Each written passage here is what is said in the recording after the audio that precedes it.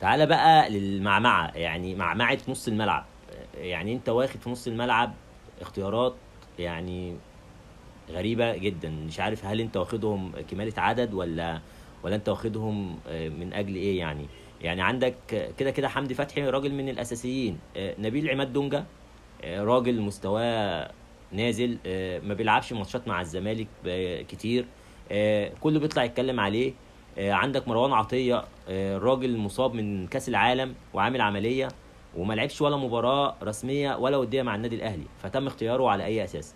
ولو حضرتك اخترت مروان عطية وهو راجل ما لعبش، يبقى كان اخترت إمام عاشور، ما هو راجل برضو ما لعبش وقال لك أنا جاهز، فكنت اخترته مع إيه، مع مروان عطية.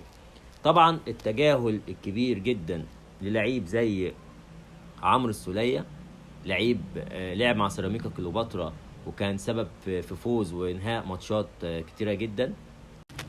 فكان لازم عمرو السولية يكون متواجد مع منتخب مصر.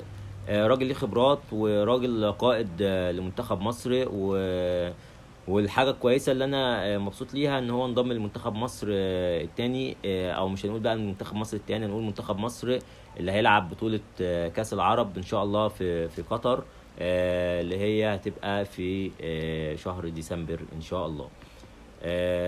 في لعيب تاني طبعا ما خدش حقه ان هو يبقى متواجد في قائمه منتخب مصر، وهو اللاعب محمود حماده، لاعب النادي المصري، لاعب بيأدي بصوره جيده جدا مع النادي المصري، وفي نفس الوقت فرقته متصدره الدوري، ولاعب دولي لعب قبل كده لمنتخب مصر.